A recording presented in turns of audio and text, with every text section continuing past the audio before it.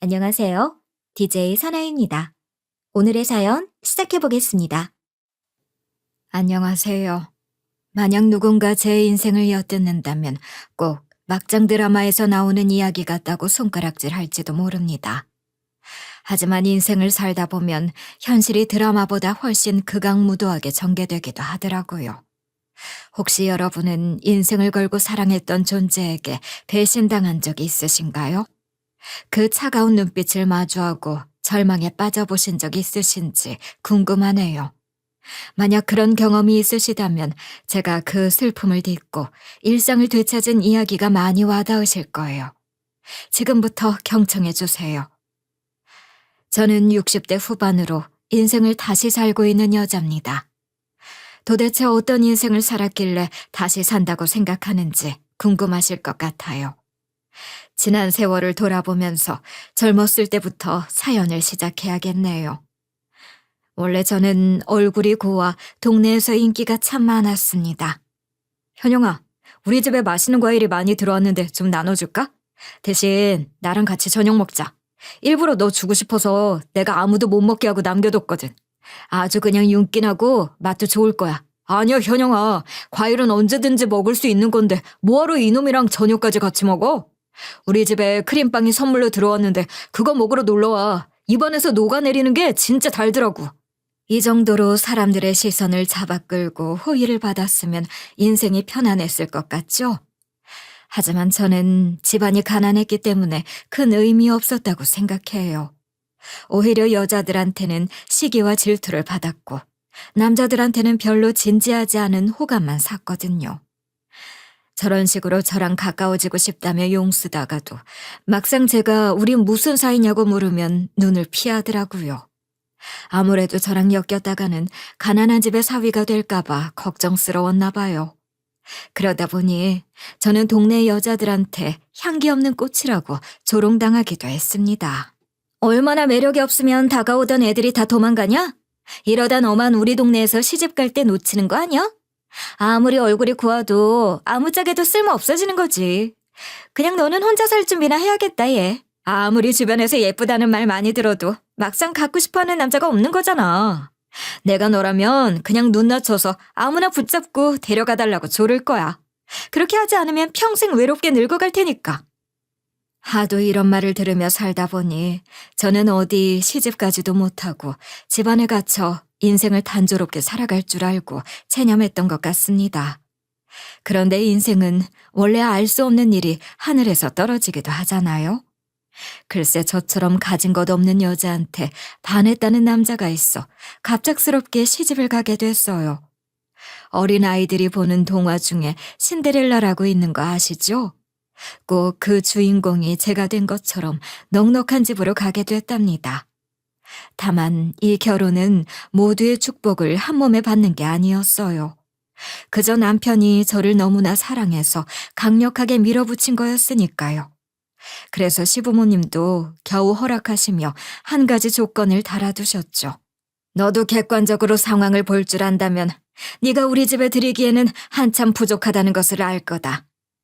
솔직히 우리 입장에서는 네가 어떤 걸 친정으로 퍼다 나를지 몰라 걱정스러워. 만약 결혼을 할 마음이 있다면 친정과의 연은 끊는 게 좋겠다. 솔직히 제가 친정 부모님과 남다르게 돈독한 사이였던 건 아니긴 해요. 하지만 자식된 도리로 이건 좀 아니지 않나 싶더라고요. 그런데 친정에서는 자존심 상하는 기색이 없이 찬성하셨습니다. 어차피 우리 집에서는 숟가락 하나 줄어드는 거니까 나쁜 조건도 아니다. 원래 여자는 시집을 가야 하는 거야. 괜히 자존심 생각할 거 없어. 지금은 네가 기분 상할지 몰라도 나중에 가서는 고개를 끄덕이게 될 거야. 그래, 네 엄마 말이 맞다. 어차피 딸은 키워서 좋은 곳에 시집 보내는 게 목적인데 너 정도면 우리가 기대한 것 이상으로 좋은 일이 생긴 거지. 살다 보면 정신없어서 우리 생각은 나지도 않을 거야. 네 가정 꾸려서 행복해라. 이렇게까지 제 등을 떠밀면서 수락하실 줄은 몰랐습니다. 아무리 그래도 배 아파 낳은 딸과 떨어지는 건데 안타까워하는 느낌조차 없다는 게 믿기지 않더라고요. 다만 나중에 시간이 지나서 우리 시부모님이 친정에 돈을 쥐어주셨다는 걸 알게 되기는 했어요. 솔직히 부모로서 자식한테 정이 크게 없으신 것 같아 마음이 쓸쓸하더군요. 그래도 저는 남편과의 결혼 생활이 진심으로 만족스러웠습니다. 애초에 따로 연애하는 기간도 없이 남편이 절 너무 사랑해서 밀어붙인 거라 지극정성으로 잘해주더라고요. 요즘은 부부가 집안일을 반반 이루기도 한다지만 그 시절에는 바깥일이 남자의 것이고 집안일이 여자의 것이라는 분위기가 팽배했거든요. 그런데 남편은 남들 시선은 중요하지 않다는 듯이 절 챙기고 도왔어요. 아침부터 제가 일어나기도 전에 부엌에 가서 밥솥 뚜껑부터 열었고요. 주말에는 같이 시장을 나가자면서 둘만의 시간을 보냈습니다. 당신 손 거칠어지는 거 아니야? 우리 어머니가 잔소리하시면 몰래 나한테 말해. 당장 쫓아가서 내가 대신해 줄 테니까. 난 당신을 사랑해서 결혼한 거야. 조금 더 고생시키고 싶지 않다고. 무조건 피곤하면 나한테 안겨. 감히 바라지도 않았던 사랑을 받게 되니 저절로 웃음이 나더라고요. 물론 시부모님은 이런 우리 부부를 못마땅하게 생각하셨습니다. 하지만 남편이 워낙 든든하게 제 편이 되어주었기 때문에 행복이 더 컸어요. 특히 제가 임신했을 때는 발걸음 하나 밟는 것조차 남편이 애지중지 걱정하고 보호할 만큼 저를 아껴주었습니다. 어디 멀리 간다는 것도 아니고 화장실 간다는데도 남편은 저를 졸졸 따라다녔어요. 솔직히 귀찮을 만도 한데 저는 이런 애정이 익숙하지 않아 항상 설레더라고요. 사실 저는 병원에서 걱정할 정도로 입덧이 심한 편이었는데요. 그 시간이 고통스럽기보다 좋은 추억으로 남아있을 만큼 남편이 잘해줬어요. 식사 시간만 되면 남편이 제 입맛 돌아오는지 확인하겠다면서 입에 넣어줬거든요. 그리고 자기 전에는 제 배를 어루만지면서 뱃속 아기와 소통했죠. 아가야, 이 아빠의 소원이 딱 하나 있다. 제발 엄마 그만 고생시키고 아무거나 맛있게 먹어줬으면 좋겠어. 나중에 태어나고 나서도 다른 건 바라지도 않을게. 그냥 건강하게 자라면 되니까 네 엄마 좀 힘들게 하지 마라. 그렇게 저는 남편 덕분에 안전하고 건강하게 아들을 출산했습니다. 그제서야 시부모님도 절 며느리로 많이 받아들여 주신 것 같더라고요. 원래 저랑 눈 마주쳐도 고개를 돌려버리시는 경우가 많았는데요. 집안에 아들이 태어나고 나서는 건강이 최고라며 몸 조심하라는 덕담도 들려주셨어요. 그렇게 저한테 주어진 인생에 충분히 만족하며 살았죠. 그런데 갑작스럽게 친정에서 엄마가 세상을 떠나셨다는 소식이 들려왔습니다. 얼마나 깜짝 놀랐는지 하늘이 노래지는 줄 알았어요. 그런데 이게 갑작스러운 사고로 떠난 것도 아니고 꾸준히 편찮으셨다고 하는 거예요. 아니, 이런 상황이면 하루라도 빨리 전해줬어야 하는 거 아닌가요? 아무리 제가 다른 집으로 시집 갔다고 해도 딸인데 마지막 인사는 해야 하잖아요. 하지만 친정에서는 다 이유가 있었다고 하시더라고요. 네가 아무 곳에나 시집 간 거면 바로 알렸겠지만 부잣집으로 시집 간 거잖냐. 심지어 너는 우리랑 연을 끊는 조건으로 간 건데 어떻게 말할 수 있었겠어. 괜히 너 밉보이면 안 되니까 어쩔 수 없었다. 그래도 엄마가 사경을 헤매실 때는 부르셨어야죠. 그것도 모르고 저는 그냥 깔깔거리면서 살았잖아요. 한 번이라도 제대로 손주도 보여드렸으면 좋았을 텐데 꼭 제 마음을 갈기갈기 찢어놓으셔야 마음이 편하세요? 네 엄마도 최대한 숨겨달라고 했다. 그동안 우리가 너한테 해준 것도 없는데 앞길에 재뿌리면 되겠어? 많이 힘들겠지만 우리 사정도 헤아려 줬으면 좋겠구나. 딱히 뾰족한 방법이 없었다는 걸 이해해줘라.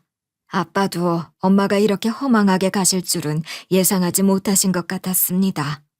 그런데 시부모님은 이런 상황 속에서도 단호하시더라고요. 이미 사부인이 세상을 떠나셨다는데 시간을 되돌릴 수 있는 것도 아니잖아. 굳이 어린 자식 키우는 네가 장례식을 3일이나 지킬 필요는 없다고 생각한다. 괜히 고집 부리지 말고 현명하게 생각해봐라. 시부모님은 이미 연을 끊고 시집 온 거 아니었냐면서 장례식을 3일간 지키지 못하게 하셨습니다. 아무래도 제가 이걸 계기로 친정과 연락하며 시댁 재산을 나눠주려 들까봐 걱정하시는 것 같더라고요. 솔직히 저한테 가게 경제를 돌볼 수 있는 권한을 주시는 것도 아니면서 별 걱정을 다하며 고압적으로 구시니까 정이 떨어졌습니다. 하지만 제가 무슨 힘을 가지고 있겠어요. 그나마 남편이 고집부려 절 장례식에 바래다주고 엄마를 보내드릴 수 있도록 도와줘서 고맙더라고요. 겨우 돈 몇 푼 쥐어줬다고 천년을 끊어놓을 수 있을 거라 생각하시는 건 좀 아니죠. 이미 세상을 떠나셨다는데 마지막 인사도 못하게 하시나요? 그냥 제가 바래다주고 올 테니 신경 쓰지 마세요. 그렇게 저는 마지막 인사만큼은 놓치지 않고 이룰 수 있었지만 시부모님에게 상처받고 엄마를 잃은 슬픔으로 시름시름 알아 누웠어요. 아무리 시부모님이 눈치 주고 헛기침하셔도 일어날 기력이 안 생기더군요. 심지어 잠을 자다가도 울컥하면서 깨고 눈물과 콧물로 베개를 적셨어요.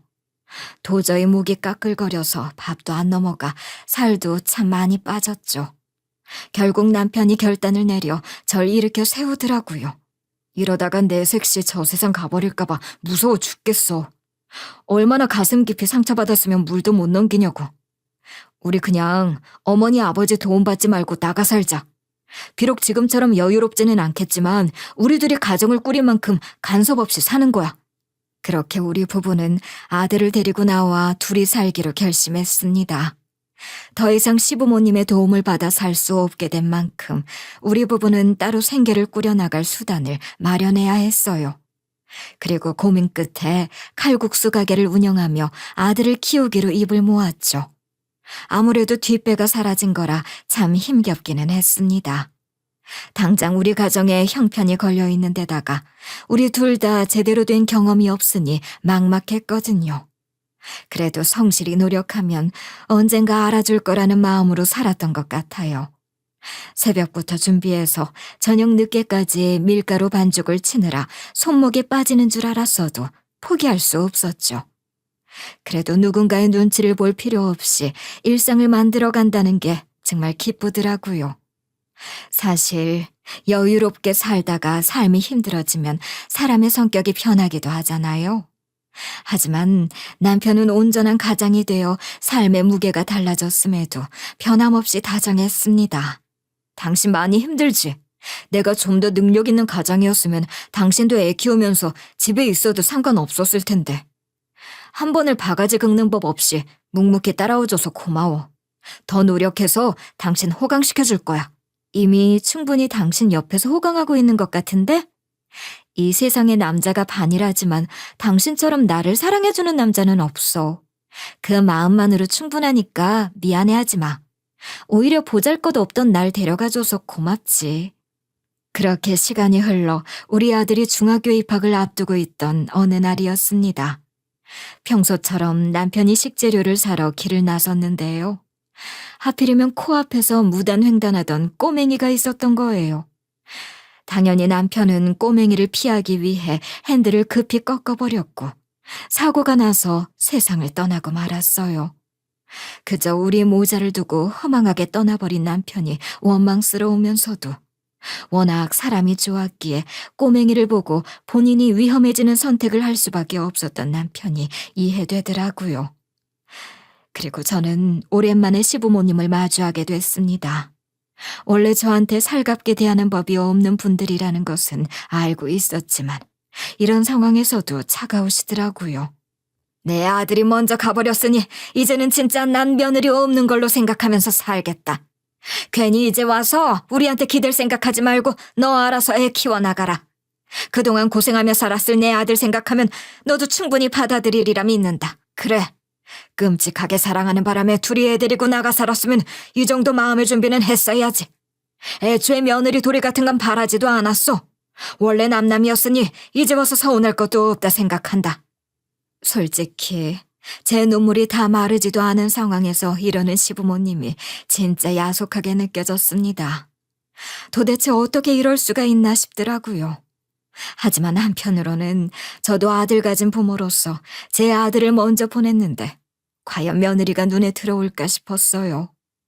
그렇게 저는 기댈 곳 없이 아들을 키워나가기 위해 노력했습니다. 이전에도 우리 칼국수 가게는 시장 내에서 나쁘지 않게 굴러가는 편이었는데요. 나중에 남편 없이도 아들에게 든든한 지원을 약속하고 싶은 마음에 더욱 치열하게 노력하며 살았어요.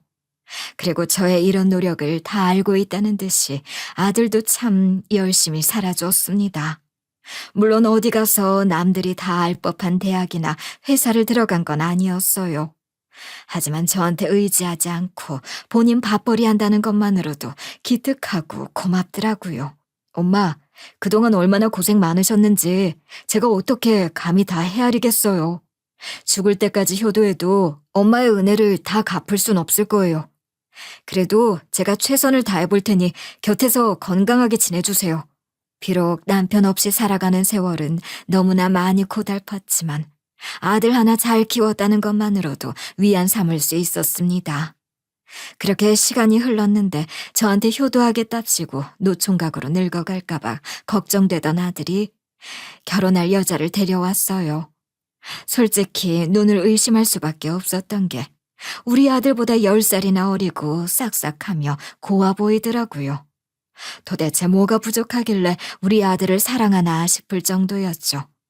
그런데 며느리는 한 가지 남다른 사연을 갖고 있었습니다.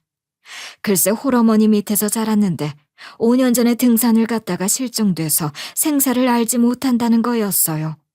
심지어 이것도 며느리가 들려준 사연은 아니었고 혹시나 제가 사돈에 대해 물어볼까봐 아들이 미리 걱정돼서 귀뜸해 준 거였죠. 엄마, 저도 아빠 없이 살아온 시간이 길잖아요. 굳이 문제 삼지는 않으셨으면 해요. 저 진짜 사랑해서 이 여자 데려온 거거든요. 만약 거슬리는 점이 있더라도 서로 품어주며 살아가게 해주세요. 이렇게까지 아들이 간곡히 부탁하는데 제가 뭘 어쩌겠어요. 가식 떨지 않고 말한다면 깜짝 놀라기는 했습니다. 아무래도 며느리가 겉으로는 그런 사연을 간직했을 거라고 상상도 못할 만큼 밝고 사랑스러워 보였으니까요. 어떻게 이런 사연을 갖고도 이 정도로 티 없이 맑을 수 있나 싶기도 했죠. 하지만 저도 남편 떠나보내고 꾸역꾸역 살아남았듯이 사람이 어떤 비극적인 사건을 겪었다고 해서 꼭 평생 힘들어야 한다는 법은 없지 않겠어요? 그래서 저는 며느리를 가족으로 들이고 친정의 공백을 채워주는 시어머니가 되어야겠다고 결심했던 것 같아요. 나는 그냥 너희 둘이 행복하게 살아가는 모습 볼 수 있다면 다 만족할 수 있다. 나도 시어머니로 사는 건 처음이라 많이 부족하겠지만 며느라가 널 딸처럼 생각하면서 예뻐해 줄게. 우리 한 가족으로 잘 지냈으면 좋겠다. 어머님, 저야말로 한없이 부족한 며느리일 텐데 다정하게 반겨주셔서 감사해요. 무조건 노력하는 모습 보여드리고 결혼 허락해주신 거 후회하는 일 없도록 잘 살아갈게요. 진짜로 감사드려요. 아직 우리 아들보다 많이 젊기 때문에 며느리는 모은 돈도 많지 않고 친정도 없어 지원받을 수 없는 상황이었습니다. 하지만 노총각 아들보다 10살 어린 며느리를 맞이하면서 저런 조건까지 다 완벽하기를 바랄 수는 없었어요. 게다가 며느리는 본인이 친정이 부재한 만큼 저랑 같이 살고 싶다면서 먼저 합가를 제안하더라고요. 몇 번이나 제가 괜찮겠냐고 걱정하며 만류했는데 복작복작 같이 살고 싶다고 했습니다. 지금은 네가 뭐든 새로운 시작을 앞둔 거라 들뜬 마음으로 같이 살자고 하는 거지만 나중에 가면 진짜 후회가 클 수도 있어. 아무리 그래도 너희 둘이 꾸리는 가정인데 나까지 같이 살면 신혼 같지 않잖아. 어머님, 그런 말씀은 너무 섭섭하게 들려요. 그냥 둘이서 살아가는 것보다는 진짜 가족처럼 지내고 싶어요. 괜히 성 긋지 말고 합가 허락해 주시면 안 될까요? 절대로 후회하지 않을 자신 있어요. 그렇게 우리는 어색하지만 두근거리는 마음으로 다 같이 살게 됐습니다. 솔직히 아들보다 10살이나 어린 며느리를 맞아들인 만큼 걱정스러운 마음도 있었죠. 하지만 다행스럽게도 아들이 보고 자란 게 우리 남편이잖아요. 과거에 제가 남편과 행복하게 살았던 시절을 보는 것만큼 아들이 며느리한테 지극정성으로 잘하더라고요. 아예 며느리보다 먼저 일어나서 커피를 내리는 거나 계란 하나라도 부치며 아침상 차리는 걸 도왔어요. 뭔가 생소하면서도 아들의 새로운 면모를 발견하는 기분이라 웃음이 났죠. 그리고 며느리가 장 보러 나간다고 할 때도 헐레벌떡 따라 나가 장바구니를 대신 들더군요. 한바탕 저녁 식사를 거하게 했을 때는 누구보다 먼저 설거지를 자처했습니다. 덕분에 저는 아들 부부가 틀어질까봐 걱정하는 것 없이 마음을 놓을 수 있었던 것 같아요. 그렇게 저는 아들도 장가 보내며 근심을 하나 덜었기 때문에 칼국수 가게를 그만두기로 결심했어요. 그동안 치열하게 살아온 탓에 손목부터 허리까지 성한 곳이 없었거든요. 이제는 모아뒀던 돈 안에서 편히 살고 싶다는 마음이 강하게 들었습니다. 어차피 제가 사치스럽게 사는 사람도 아니기 때문에 이 정도면 충분히 은퇴해도 상관없을 것 같았죠. 그런데 우리 칼국수 가게가 나쁘지 않았기 때문에 며느리가 이어받고 싶어하는 눈치를 보였어요. 어머님, 그동안 고생해서 일궈오셨던 가게인데 그냥 문 닫기는 섭섭하지 않으세요? 만약 괜찮으시다면 제가 이어나가 볼게요.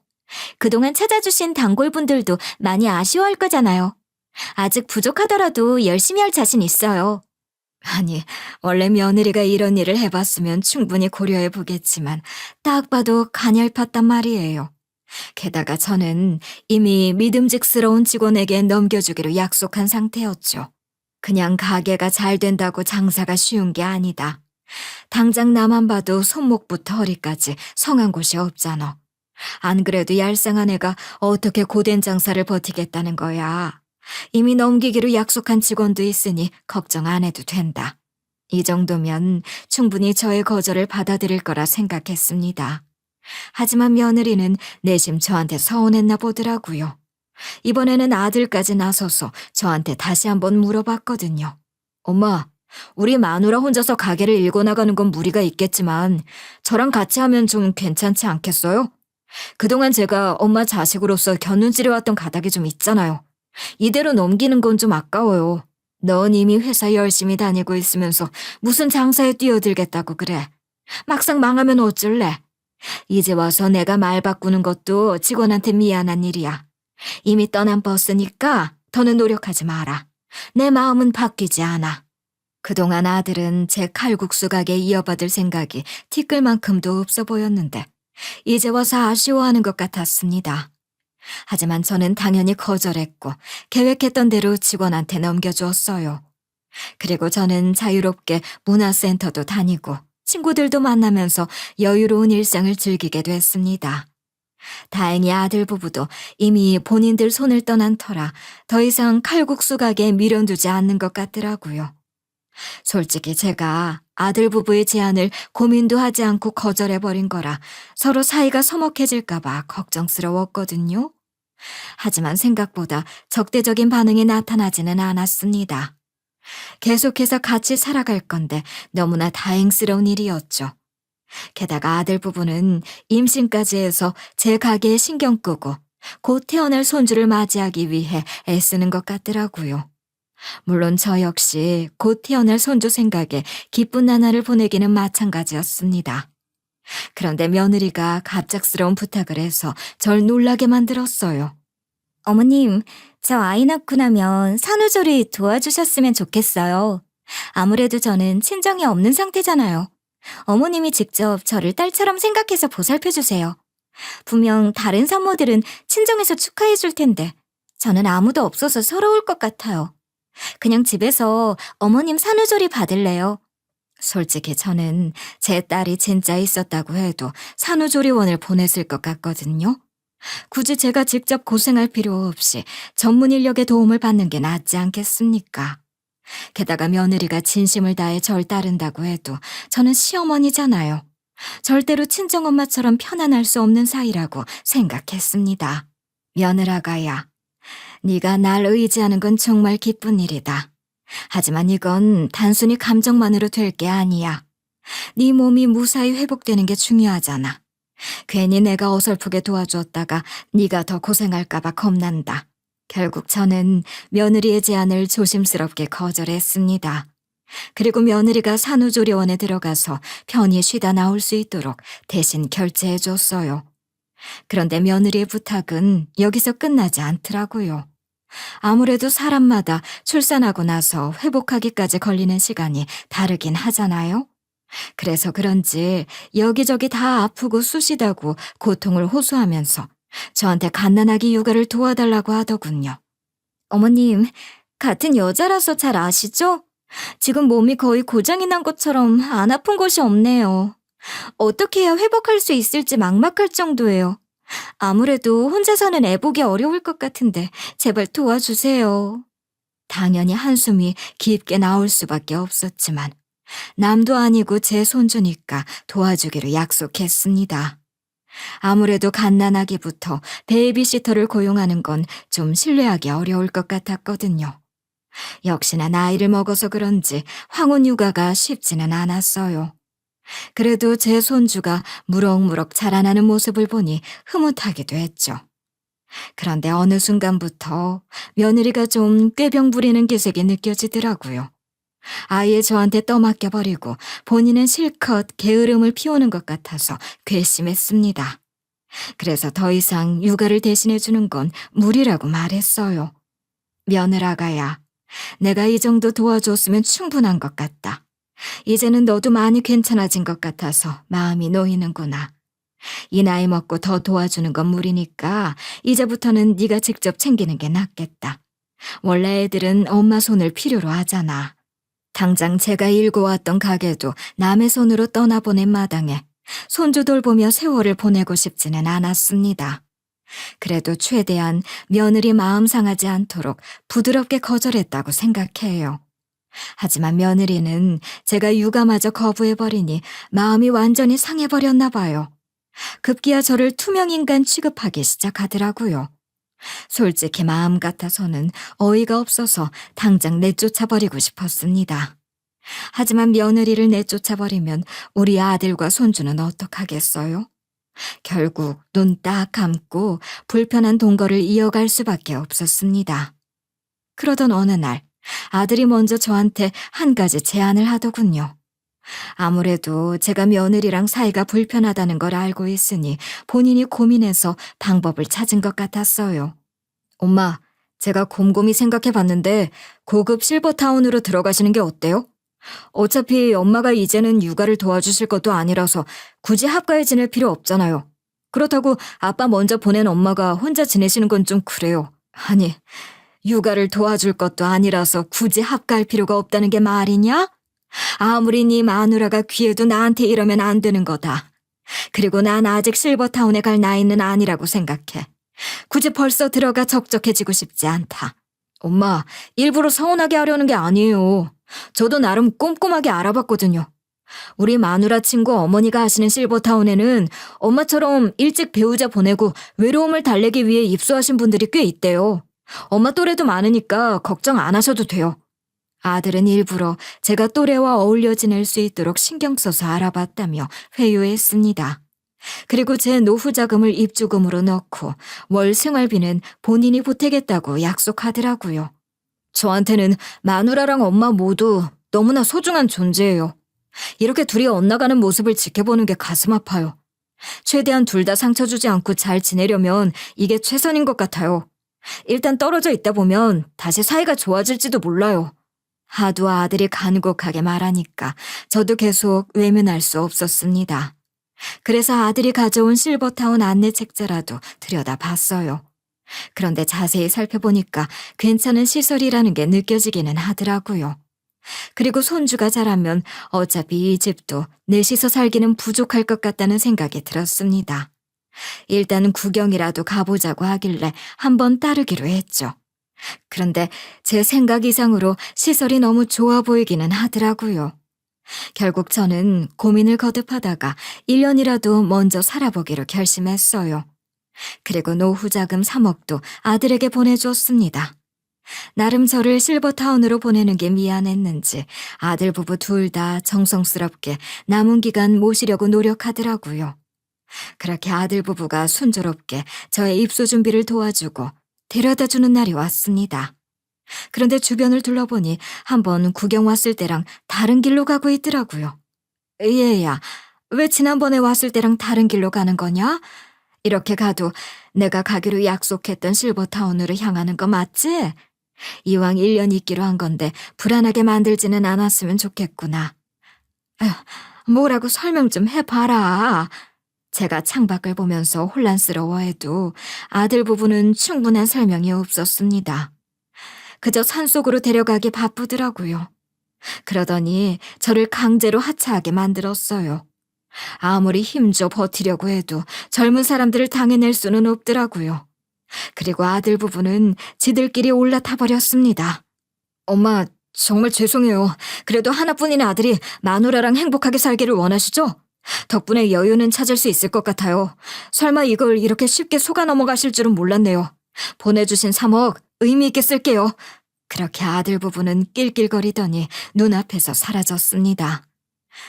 당연히 며느리가 절 비웃는 표정도 충격이었지만 무엇보다 상처를 받을 수밖에 없었던 건 바로 아들도 적극적으로 동조했다는 거였어요. 글쎄 3억 갖고 집 온전히 차지하기 위해 절 이 산속에 버려두고 가버렸다는 게 말이 되나요? 아무리 요즘 시대에 호랑이는 없다지만 무슨 일을 당할 줄 압니까? 그런데 이미 3억을 내어준 데다가 서로 마음까지 돌아선 마당에 이대로 아들 부부 곁으로 돌아간다고 한들 살 길이 있나 싶더라고요. 물론 제가 남들하고 척지고 살아온 건 아니라서 가게를 물려준 직원한테 도움을 구할 수도 있을 겁니다. 하지만 아무리 생각해도 이 폐륜을 제 입으로 아는 사람들한테 꺼내기 너무 쪽팔리더라고요. 그동안 아들 하나는 잘 키웠다고 자랑해왔으니까요. 그래도 일단 산속에서 빠져나가야 뭐 대책을 찾기라도 할 테니까 살아남기 위해 민가를 찾아 헤맸습니다. 그런데 한참 정신없이 둘러보고 있을 때 순간적으로 누군가 뒤에서 붙잡는 거예요. 처음에는 귀신이라도 본 것처럼 깜짝 놀랐고요. 조금 진정되고 나니까 아무래도 산속인 만큼 자연인이 있나 보다 싶었습니다. 어쩌다 이런 곳까지 들어와서 길을 잃으셨어요? 그냥 등산해서 올 만한 곳은 아닌데. 이러다가 쓰러지면 아무도 발견 못하고 곤란해질 거예요. 일단 저 좀 따라와 보세요. 물이라도 드려야겠네요. 다행히 자연인이 제 또래의 여자였기 때문에 저는 어느 정도 마음 놓고 자연인이 사는 집으로 따라갔습니다. 그리고 물 한 잔을 얻어먹으려고 기다리며 앉아 있었는데요. 사진을 한 장 발견하게 되었어요. 그런데 그 사진 속 주인공이 바로 며느리더라고요. 혹시나 제가 헛것을 봤을까봐 몇 번이고 다시 들여다봤는데 역시 며느리였습니다. 아니, 어떻게 이 사진을 갖고 계신 거예요? 혹시 이 사진 속 여자랑 무슨 사이예요? 실제로 알고 지내는 여자라 사진을 간직하신 건가요? 갑작스러우시겠지만 설명 좀 해주셨으면 좋겠네요. 저는 너무나 당혹스러워하면서 무슨 사이냐고 물었는데요. 자연이는 자기 딸이라고 조심스럽게 대답하더라고요. 도저히 믿기지 않아 몇 번을 되물었는데도 며느리 이름까지 언급하며 자기 딸이라고 했습니다. 그동안 사부인은 실종돼서 발견되지도 못한 지 오래라고 했으니 경악스러울 수밖에 없었죠. 비록 머리도 산발인데다가 피부도 거칠었지만 이토록 멀쩡히 살아있을 줄은 몰랐으니까요. 사부인 역시 제가 손을 바들바들 떨며 혼란스러워하니 놀라는 눈치였죠. 그렇게 저는 동아줄 붙드는 심정으로 사부인에게 어찌된 영문인지 물었습니다. 알고 보니 사부인은 미혼모로 고생하며 다방을 운영해 며느리를 키운 사람이었대요. 그런데 며느리가 우리 아들을 만나기 전에 사부인과 마찬가지로 미혼모로 아이를 임신했다고 하더라고요. 그나마 며느리는 당시 남자친구가 책임질 거라고 굳게 믿었죠. 난 널 낳고 키우면서 단 한 번도 후회하지 않았지만 인생이 정말 고달프고 힘들었어. 너까지 나랑 같은 길을 걷게 하고 싶지 않구나. 제발 한 번만 포기하고 흘려보내자. 괜히 고집 부리지 마. 그야 엄마는 어디서 양아치 같은 남자를 만났으니까 그랬겠지. 내 남자친구는 건실한 사람이라 나 몰라라 하지 않을 거야. 괜히 내가 엄마 두고 시집가서 혼자 남을까 봐 이러는 거지? 딸이 잘 사는 모습 그냥 지켜봐 달라고. 그렇게 며느리는 사부인의 애원에도 불구하고 결혼을 기다리고 있었는데요. 상대방 부모가 다방을 운영한 여자의 딸을 집안으로 데려올 수는 없다며 반대했다고 하더라고요. 결혼은 무슨 결혼이야? 어디서 책임감도 없고 준비도 없이 덜컥 애만 가져오면 되는 줄 알아? 분명 천박한 피가 흐르고 있을 텐데 결혼은 안 된다. 만약 낳겠다고 고집 부리면 양육비 정도는 챙겨주겠지만 며느리는 안 돼. 그래도 뱃속에 이미 아이가 있는데 좋게 봐주시면 안 될까요? 절대로 어머님 심기 거스르는 일은 하지 않을 거예요. 저 진짜 내조 잘할 자신 있고 어머님 말씀도 잘 들을 자신 있어요. 제발 받아주세요. 너 아직도 눈치가 없어? 우리 아들은 이미 마음 떠났으니까 너만 이 상황을 받아들이면 된다. 괜히 성가시게 굴지 말고 포기해. 이런다고 날 설득할 수 있을 줄 알아? 타고난 건 변하지 않는 법이라고. 아무리 양육비를 준다고 해도 여자 혼자 아이를 키우는 건 쉽지 않은 일이잖아요. 그래서 며느리는 당시에 상처를 받아 아이를 흘려보냈다고 했습니다. 그런데 이 화살의 방향이 사부인에게로 엇나갔던 거예요. 분명 본인을 버린 전 남자친구를 원망해야 하건만 사부인 때문에 본인도 버림받고 미혼모가 될 뻔한 거라며 날뛰었다고 하더라고요. 이게 다 엄마 때문이야. 난 사랑하는 남자랑 결혼도 못하고 기껏 찾아와준 아기도 그냥 떠나보냈어. 앞으로도 이렇게 불행하게 살아야 돼? 엄마 혼자 고생하면서 살면 되지. 날 왜 낳은 거야? 미안하다. 내가 엄마로서 참 부족한 게 많았던 건 인정해. 그래도 남부럽지 않게 널 사랑하며 키웠다고 생각한다. 어차피 세상에 남자는 많아. 꼭 그 애가 아니더라도 널 사랑해줄 남자는 나타날 거야. 사랑해주면 뭐 하는데? 아무도 나 같은 며느리를 드리고 싶어 하지 않을 거라고. 결혼은 집안과 집안의 만남이라는데 엄마를 보면 나 같은 여자를 데려가고 싶겠어? 엄마 때문에 내 인생은 발목 잡혔단 말이야. 급기야 며느리는 신분 세탁해야겠다며 다방 출신이자 본인이 아이를 흘려보낸 경험이 있다는 것을 아는 사부인을 저와 마찬가지로 이곳에 버려두고 갔다고 했습니다. 그렇게 사부인은 하나뿐인 딸에게 민폐가 되고 싶지 않다는 마음과 미안한 감정이 합쳐졌고 어차피 가진 것도 많지 않던 분이라 자연인으로서 산속에서 살아가는 삶을 선택했다고 하더라고요. 원래 자연인 중에 가족한테 상처받고 산속으로 들어간 사람 많잖아요. 처음부터 사부인이 원한 건 아니었지만 상황을 받아들였던 거예요. 하지만 제 상황까지 모두 전해주니 표정이 계속 바뀌더라고요. 아니, 인연이 저버리고 무사히 시집까지 갔으면서 정신 못 차리고 있었단 말인가요?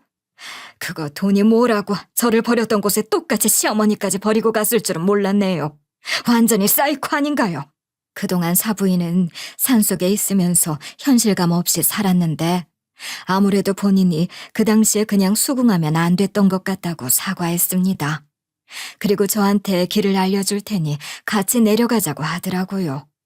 그렇게 저는 아들 부부에게 데리러 오라고 연락할 수 없는 만큼 경찰을 찾아갔어요.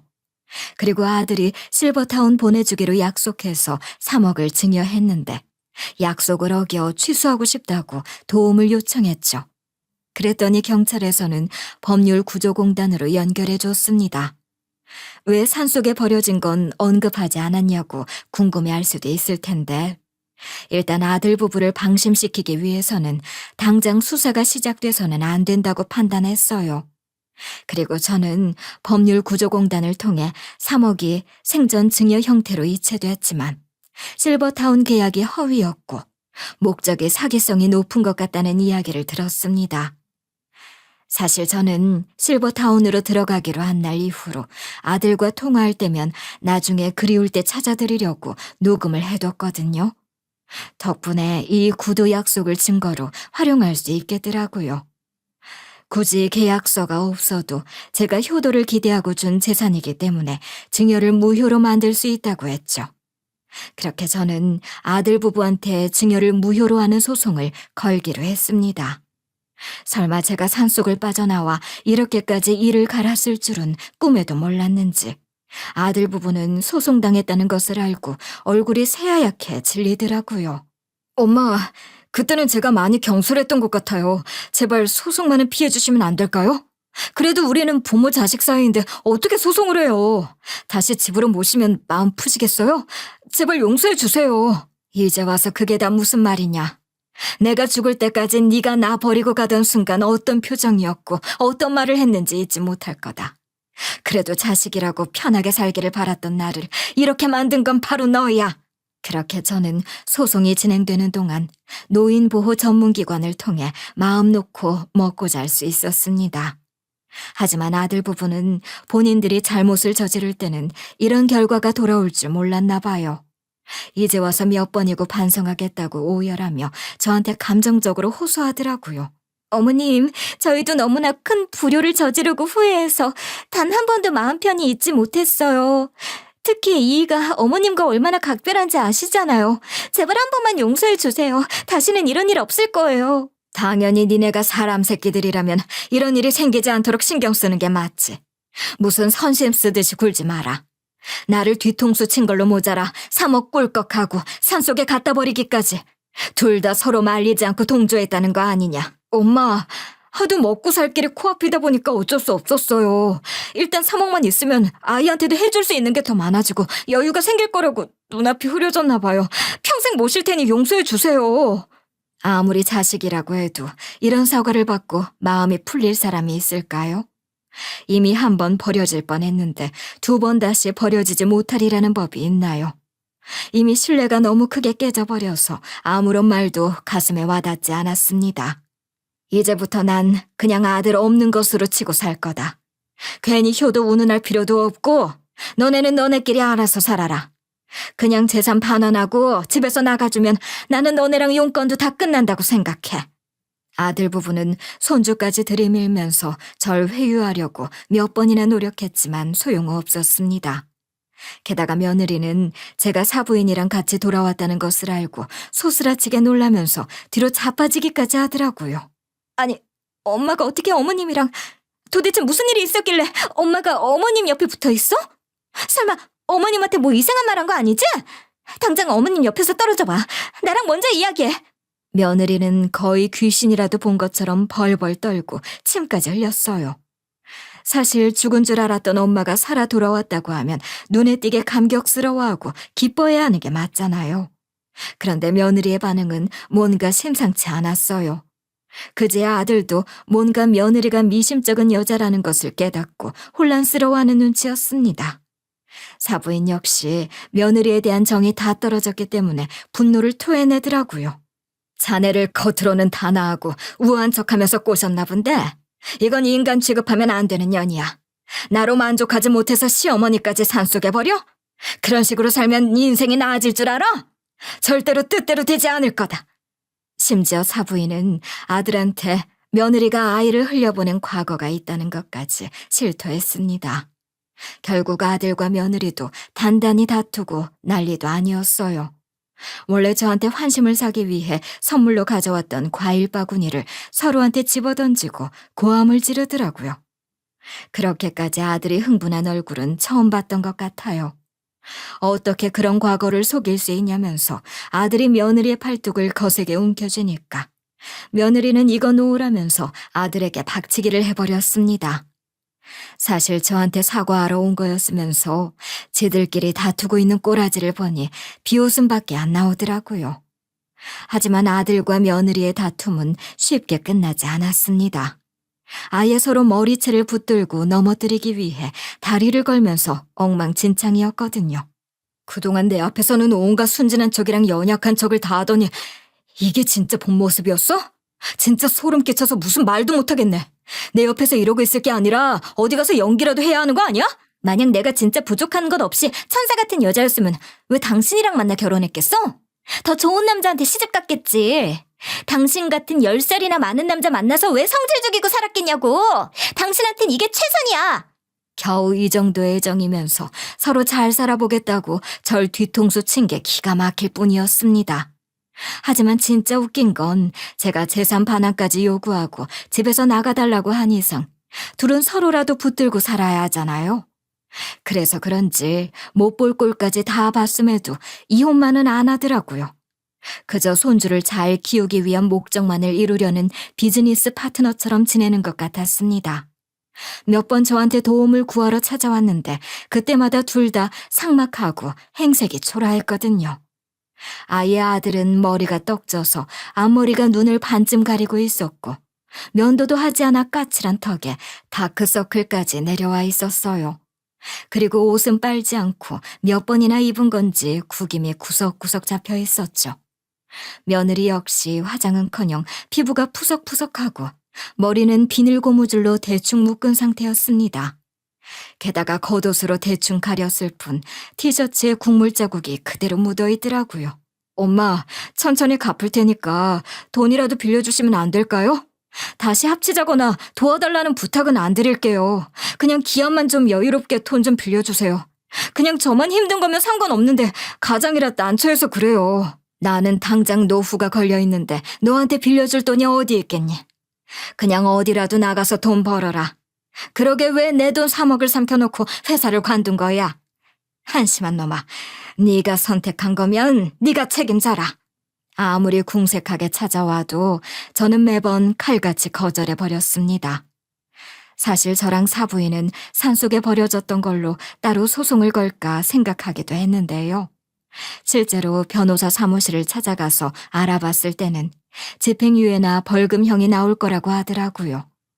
마음 같아서는 당연히 소송을 걸고 싶기도 했지만 현실적으로 생각해보면 소송하는 시간이나 비용이 아들과 며느리가 받는 벌보다 더 많이 들 것 같았습니다. 그리고 죄 없는 손주가 부모를 잃고 혼자 남겨지게 될까봐 부모 자식 간의 연만 끊는 걸로 한 거죠. 그러니 아들과 며느리는 저에게 정없다고 원망할 게 아니라 이 정도로 끝난 걸 감사하게 여겨야 한다고 생각해요. 그렇게 전 사부인과 친구처럼 지내면서 노후를 보내고 있습니다. 특히 텃밭을 같이 가꾸어 가고 있는 게 요즘의 낙이라서 거의 자식 키우는 것처럼 정성을 들이고 있어요. 이제는 서로가 자매처럼 느껴질 정도로 든든한 것 같네요. 산속에 있을 때는 그냥 남은 인생 혼자 살아갈 거라고 생각했는데 역시 사람은 사람이랑 마주하면서 살아야 하나 봐. 그동안 어떻게 참았나 싶을 정도로 요즘 행복하다니까? 우리 고생한 만큼 웃으면서 살자고. 이제야 마음 편하게 제 인생을 되찾은 것 같은 기분이 들어요. 그동안 무거웠던 책임감도 없고 자유롭게 누리기만 하고 있죠. 굳이 실버타운에 들어가지 않아도 외롭지 않아서 좋네요. 혹시 사연을 들어주신 분들 중에 저처럼 자식에게 배신당한 경험이 있다면 너무 절망하지 마세요. 그 시기를 벗어나고도 다시 행복은 찾아올 겁니다. 무조건 제가 여러분의 편이 되어 응원할게요. 지금까지 들어주셔서 감사드려요.